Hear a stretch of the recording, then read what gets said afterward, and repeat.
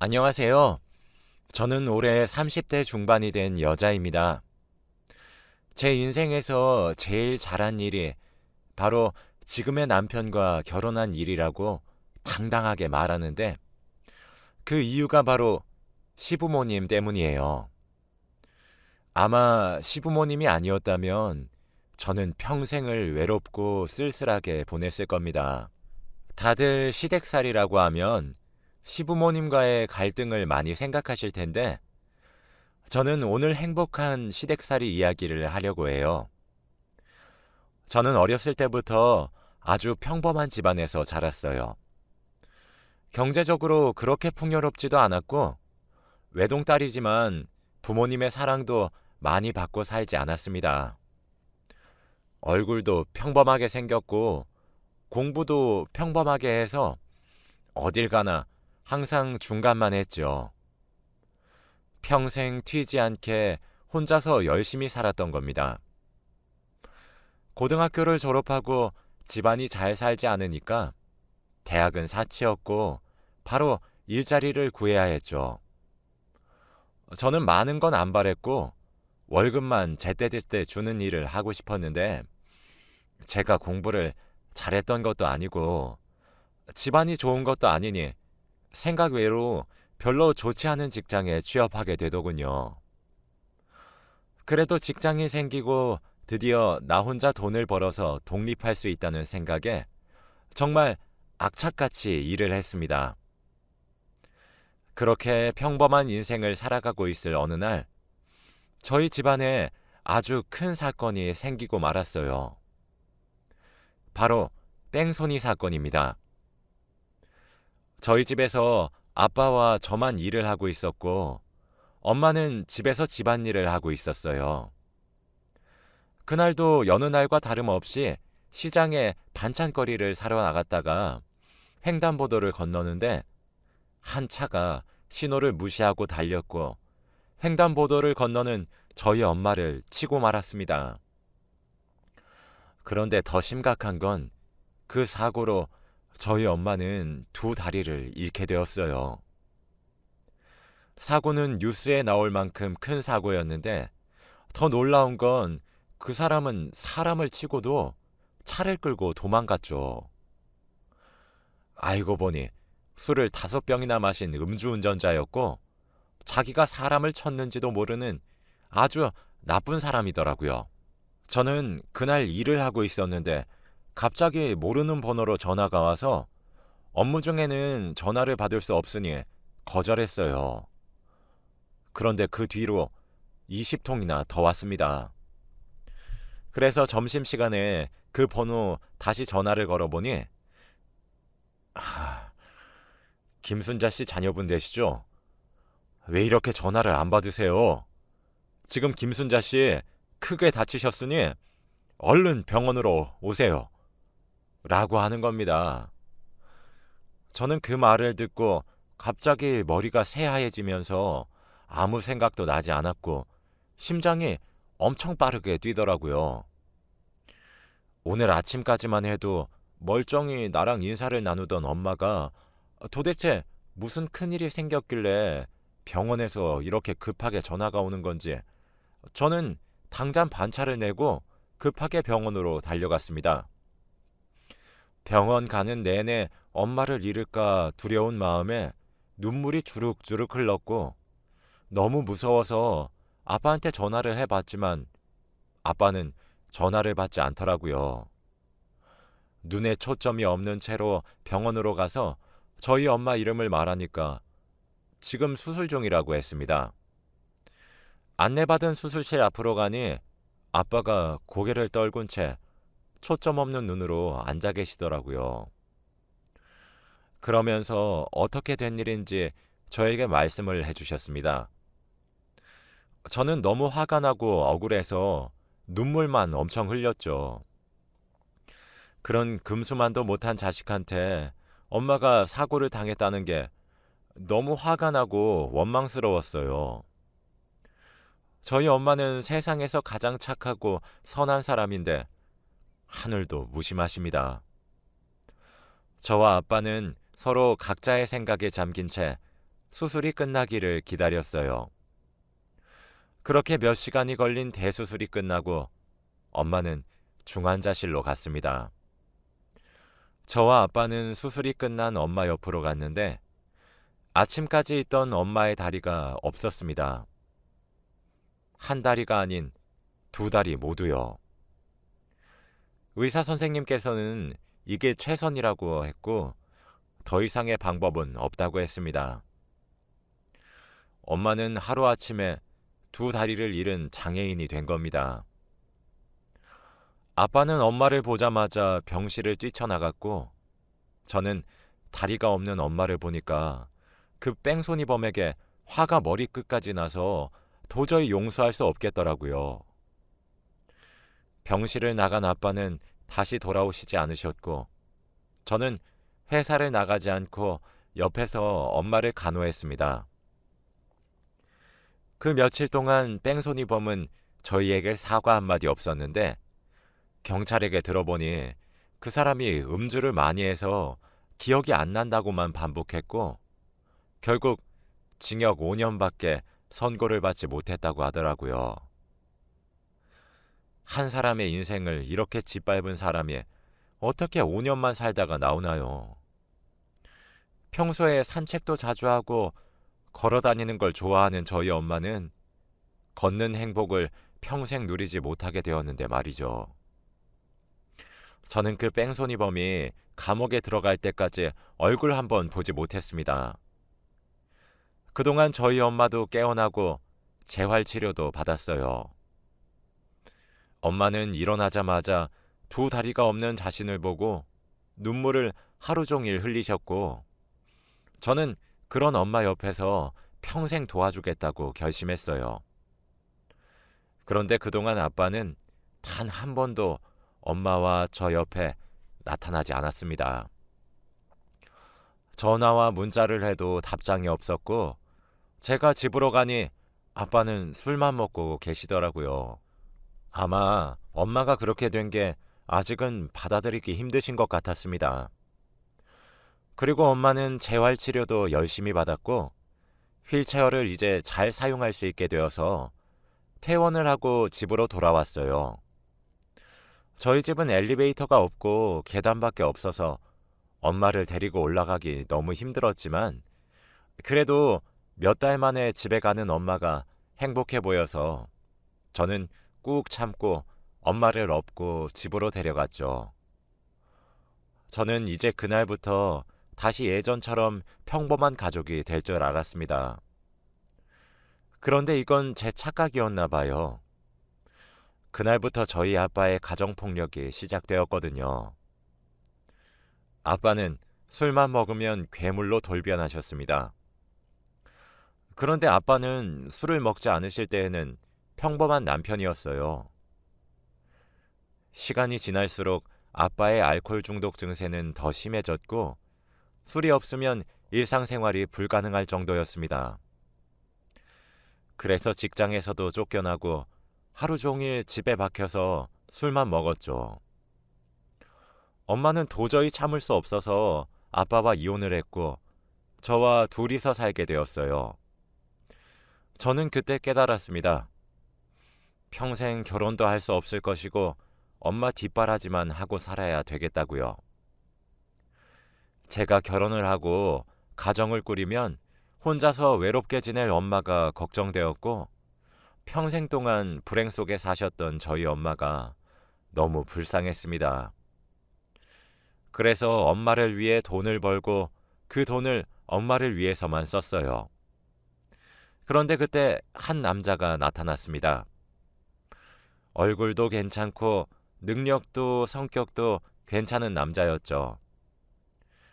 그 사람을 만나면서 처음 결혼에 대해 생각해 본 것 같아요. 평생 제 인생에서 결혼은 없을 것만 같았는데 그 사람을 보니 가정을 꾸리고 싶은 욕심이 생기더라고요.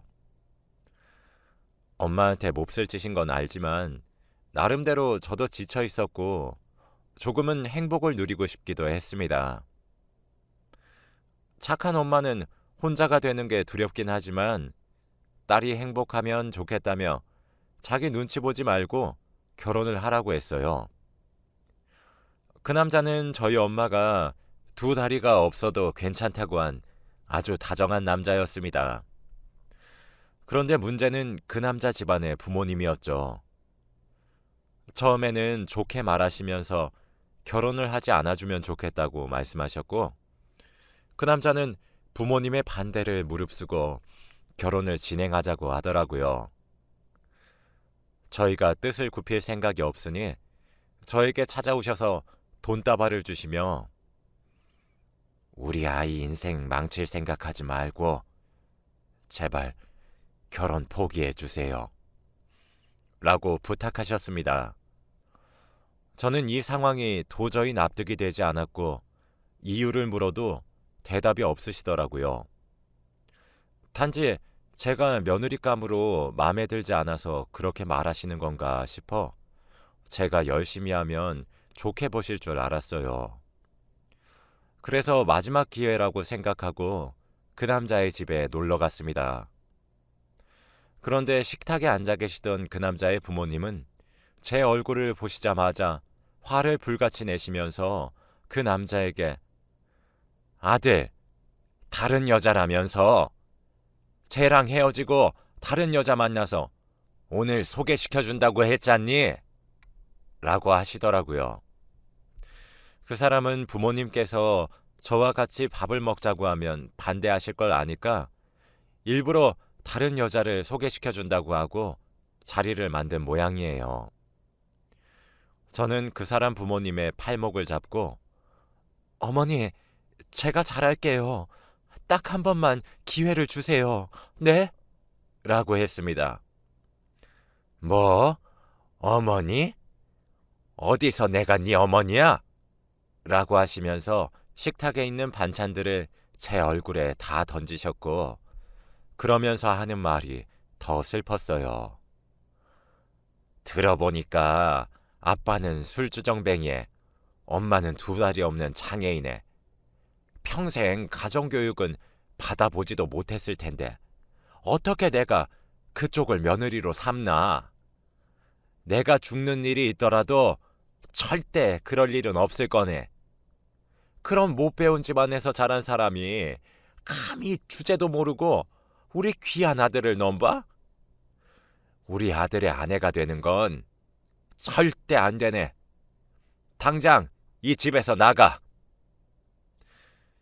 결혼을 반대하시는 이유가 단지 제가 못 믿어서 그런 줄 알았는데 그게 아니라 바로 저희 집안 때문이셨어요. 알코올 중독자 아빠와 장애인 엄마를 가진 저는 자연스럽게 가정교육을 못 배운 사람이 되었습니다. 저는 충격에 휩싸인 채로 그 집에서 나왔고 집 가는 내내 펑펑 울었네요. 제 집안이 평생 저의 장애물이 된다고 생각하니까 너무 막막했고 제 인생에 정말로 이제 결혼은 없을 것 같았거든요. 시궁창 같은 내 인생에서 무슨 부귀영화를 누린다고 결혼이야? 난 평생 결혼은 못하고 엄마 뒷바라지만 하면서 살아야 돼. 내 주제를 알자. 라는 다짐을 수없이 하고 집으로 갔죠. 엄마에게 자세한 이야기를 하지는 않았고 결혼을 하지 않겠다는 말만 했지만 아마 엄마는 눈치를 채신 것 같아요. 제가 밖에서 이런 대우를 받으면서 살아가는 게 자기 탓이라고 생각했는지 혼자 새벽에 우는 소리를 제가 엿듣고 말았거든요. 엄마는 입을 막은 채로 방 안에서 흐느껴 울었고 새벽 내내 잠이 오지 않던 저는 거실을 잠깐 나갔다가 엄마가 우는 소리를 듣고 저도 밖에서 혼자 울었습니다. 다시 평범한 날들을 지내고 있었어요. 다니던 직장에서 일도 열심히 하고 월급을 받으면 저축만 하면서 살고 있었죠. 그런데 몇 달 뒤 갑자기 또 한 남자가 나타났습니다. 우연히 만난 사람인데 처음에는 저에게 좋은 감정을 가지고 있다고 티를 엄청 내더라고요.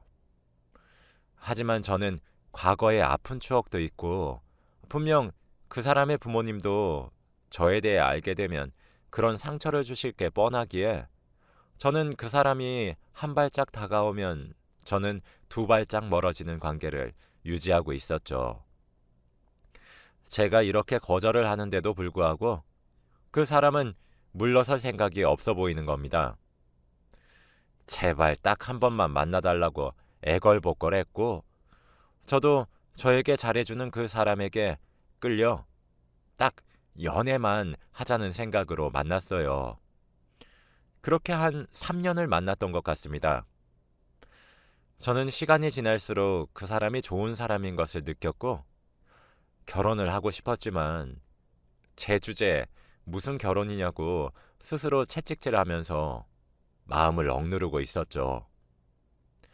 딱 사귄 지 3주년이 되었을 때 남자친구는 저에게 청혼을 하더라고요. 반지를 주면서 무릎을 꿇고 결혼해달라고 했습니다. 저는 당장이라도 그 반지를 받고 남자친구와 가정을 꾸리고 싶었지만 과거의 일들이 생각났기에 저는 청혼을 거절했죠. 미안, 난 결혼할 생각이 없어. 아, 그랬어? 미안, 내가 너무 섣부른 판단을 했네. 나중에 생각 바뀌면 말해줘. 아니, 난 생각 바뀔 일 없어. 난 평생 결혼 안 할 거야. 제 말에 남자친구는 놀란 듯 보였고 제 마음을 돌리기 위해 매일같이 결혼 이야기를 했습니다. 남자친구가 말을 할수록 저는 많이 흔들렸고 결혼을 하고 싶었죠. 저는 이제 남자친구와 헤어져야겠다는 생각으로 제 아픈 과거 이야기를 했습니다. 그러면서 과거에 이런 일이 있었으니 당신네들 가족도 똑같을 거라고 말을 했죠. 남자친구는 왜 이런 일이 있었다고 진작에 자기에게 말을 하지 않았냐고 했고 저는 아무 말도 할 수 없었습니다. 또 자기 가족은 절대 그럴 사람이 아니라고 당부했고 한번 속는 셈 치고 집안에 인사만 드리러 가주면 안 되겠냐고 하더라고요. 솔직히 가고 싶긴 했지만 저번처럼 저에게 반찬을 던지시거나 저희 집안 욕을 잔뜩 하시는 것처럼 하대를 받을 걱정이 되었습니다. 하지만 남자친구 하나만 믿고 인사를 드리러 갔어요. 그런데 초인종을 누르자마자 버선발로 뛰어나오셔서는 남자친구 부모님과 여동생이 저를 반겨주시더라고요. 아이고, 먼 길 오느라 고생 많으셨어요. 밖에 많이 덥죠? 라고 웃으면서 말을 해주시는데 왠지 모르게 과거 그 집안과는 다른 분위기였습니다. 식탁에 앉아서 남자친구 부모님께서 차린 음식들을 먹으며 도란도란 이야기를 나누었어요. 자연스럽게 이야기는 저희 집안 이야기로 흘러갔습니다. 저희 아들한테서 이야기 들었어요. 어머니가 사고로. 저는 그때 조금 겁먹었어요. 어떤 악담을 들을지 마음가짐을 해야 했거든요. 그런데 남자친구 부모님께서 하시는 말은 의외였습니다. 갑자기 눈물을 흘리시더니 아니, 혼자서 어떻게 그런 일을 겪었대? 정말 존경스러워요. 그런 집안에 살면 사람이 흔들리기 마련인데 정말 멋져요. 어머니는 좋겠어요. 이런 멋진 딸도 있으시고. 라고 하시는 겁니다. 아무도 저에게 멋지다, 존경스럽다고 말해준 적이 없었는데 생각지도 못한 사람에게 이 말을 들으니 당황스럽고 놀랐죠. 그러면서 반찬들을 제 밥그릇에 옮겨주시며 오늘 밥 많이 먹고 가요. 라고 해주셨어요.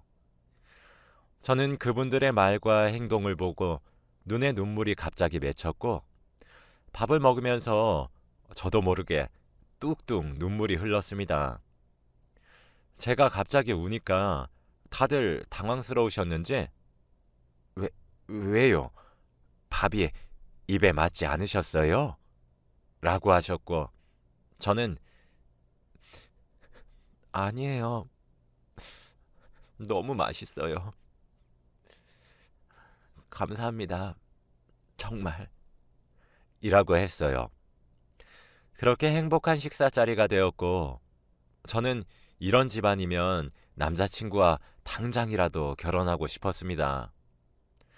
그날 이후로도 남자친구 부모님과 시누이는 저를 딸처럼 여겨주시고 자주 저희 집에 놀러 오셔서 혼자 있을 저희 엄마의 말동무도 되어주시고 같이 커피도 마시면서 즐겁게 해주셨죠. 아직 결혼도 안 했는데 저희 엄마와 남자친구 부모님은 서로 사돈사돈거리면서 친해지셨더라고요. 저와 남편은 그 모습을 보고 너무 뿌듯했고 결혼을 늦출 이유가 없었습니다. 다행히 결혼은 속전속결로 진행되었고 행복한 나날들의 연속이었어요. 결혼을 하면 시댁살이도 있고 시누이도 많이 괴롭힐 줄 알았습니다. 그런데 그건 저의 쓸데없는 걱정이었어요. 남편은 저에게 먼저 장모님, 혼자서 많이 힘드실 테니 우리랑 같이 사는 건 어때? 라고 먼저 말을 해주었고 그런 남편에게 너무 고맙더라고요. 남편은 저와 엄마가 살던 집으로 짐을 옮겨서 셋이서 같이 살게 되었습니다. 그리고 여기서 끝이 아니었어요. 시부모님과 시누이는 결혼 전보다 더 자주 오시면서 저희 엄마의 친구가 되어주셨죠. 그러면서 어느 날은 밤늦게 저를 방으로 시어머니가 부르시더라고요. 혹시 제가 잘못한 거라도 있나 싶어서 겁을 잔뜩 먹고 따라 들어갔습니다. 그런데 갑자기 시어머니는 두 손으로 제 손을 덥석 잡으시고는 며느라, 친구 만들어줘서 너무 고마워. 나이를 먹으니까 친구들도 다 떠나가고 혼자서 너무 외롭고 힘들었는데 사돈 같은 좋은 사람 인연으로 만나서 너무 요즘 행복하다. 네가 우리 집에 들어온 게 아주 행운이야. 복덩이야. 우리 며느리. 라고 하시는 겁니다. 이게 꿈인지 생신지 감회가 새로웠죠. 그러면서 시어머니는 저를 꼭 안아주셨고 시어머니 먼저 거실로 나가셨어요. 저는 뒤늦게 방문을 열고 거실로 나가니 엄마가 해맑게 웃고 있더라고요. 엄마는 사고 이후에 한 번도 웃으신 적이 없는데 시부모님과 남편 그리고 시누이까지 함께 도란도란 이야기를 하며 행복해 하시는 모습을 보니까 제가 다 기쁘고 뿌듯했습니다. 정말 이 남자 아니었으면 어쩔 뻔했나 싶었죠. 그리고 어느 날은 제가 일을 늦게 마쳐서 밤늦게 집에 가야 할 날이 있었습니다. 택시를 타고 가려고 회사 건물을 나왔는데 글쎄 건물 앞에 시아버님께서 계시더라고요. 저는 아버님을 보자마자 아버님, 여긴 어쩐 일이세요? 라고 했어요. 아니, 시간이 너무 늦었길래 데리러 왔지. 우리 며느리. 에이, 택시 타고 가도 되는데. 원래 딸이 밤늦게 마치면 아빠가 데리러 가는 거야. 걱정되는 걸 어떡해. 저는 몇 년 만에 아빠라는 단어를 듣고 너무 벅차올랐어요. 그러면서 같이 아버님과 택시를 타고 가는데 눈물이 흐르더라고요. 어떻게 이런 좋은 시부모님이 계실 수 있나요? 저는 일부러 눈물을 흘리고 있는 걸 들키지 않기 위해서 창밖만 바라보았고 아마 제가 코를 훌쩍훌쩍거리는 소리를 듣고 시아버님도 눈치채신 것 같아요. 저는 집 가는 길에 결혼하기 잘했다고 계속 생각했습니다. 그 사람이 저에게 매달려 준 게 너무 고맙고 감사해요. 지금 생각해보면 평생 불행을 지금 다 보상받은 기분입니다. 다들 시댁이 어렵고 불편하다는 말이 많은데 저는 시댁이 너무 좋고 사랑받는 기분이 너무 행복해요. 평생 동안 사랑이란 걸 받아본 적이 없는데 저를 이렇게 친딸처럼 예뻐해 주시는 분들을 보니 힘이 불끈불끈 솟아오릅니다. 얼마 전에 저희 집에 좋은 일이 생겼어요. 바로 제가 임신을 했거든요. 그것도 쌍둥이를요. 제가 쌍둥이를 임신했다는 소식을 알려드리니 다들 너무 좋아하셨습니다. 그러면서 저한테 절대 움직이지 말고 손 하나 까딱하지 말라고 하세요. 다들 정말 웃깁니다. 그리고 무엇보다 제일 좋아하는 건 바로 시누이가 아닐까 싶어요. 아직 임신 7주차밖에 안 됐는데 얼른 쌍둥이들 보고 싶다면서 벌써 임신 축하 물건들을 잔뜩 사주기 시작하거든요. 예쁜 여동생이 하나 생긴 기분이에요. 이제서야 행복이 뭔지 진정 알아가고 있습니다. 다들 저에게 잘해주시니 너무 기쁘고 이 행복을 감히 제가 누려도 되나 싶네요. 모든 집들이 시댁살이가 심한 게 아니에요, 여러분. 저희 시댁같이 아주 따뜻하고 며느리를 귀하게 여기는 집안도 많습니다. 제 이야기는 여기까지예요. 들어주셔서 감사합니다.